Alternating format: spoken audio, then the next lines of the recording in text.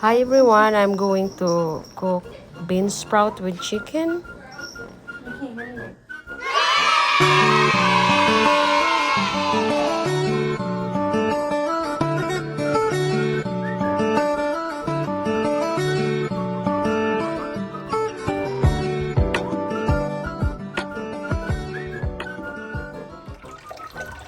Wash the tomatoes, garlic and onions. Wash the chicken very well.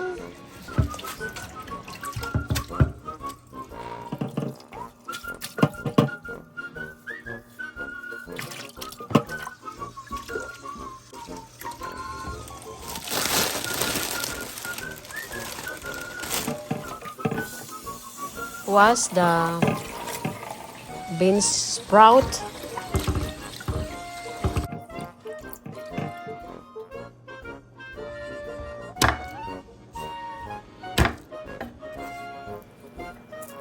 Chop the garlic. Slice the 3 pieces of garlic. Small slice. And then chop the half of onion. 1/2 of onion.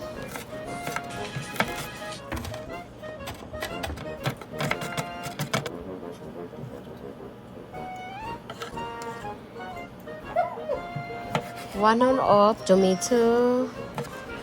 Chop it like cubes.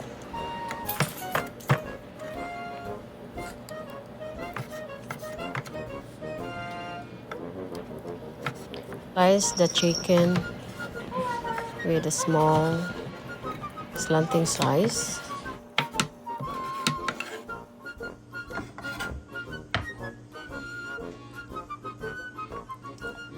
Add 2 tablespoons of soy sauce and mix it well. The chicken. Add one tablespoon of flour, cornstarch and flour.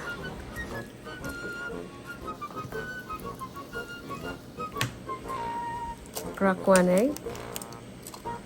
Mix it well. 2 tablespoons of oil. And add the chicken.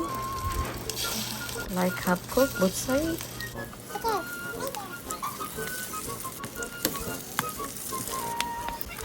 Then add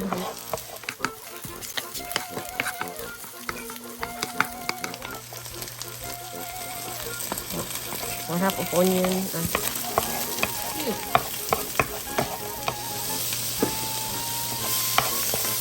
1 whole tomato medium size.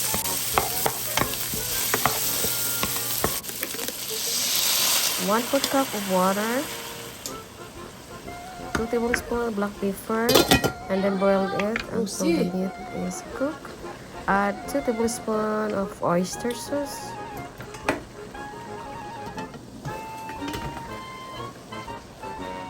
Add bean sprout. You have to cook the bean sprout like not overcook. Cook it like half cook. And then bell pepper.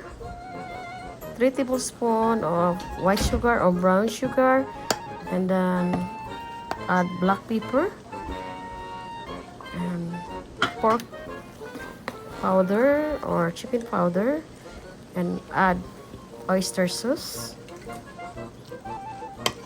and then last is cornstarch. Boiled it 1 minute, and that's it. Bread is ready. Don't forget to subscribe, like, share, and comment if you like the video, so you can update my every time I upload my video. Asian cooking with MG. Thanks for watching.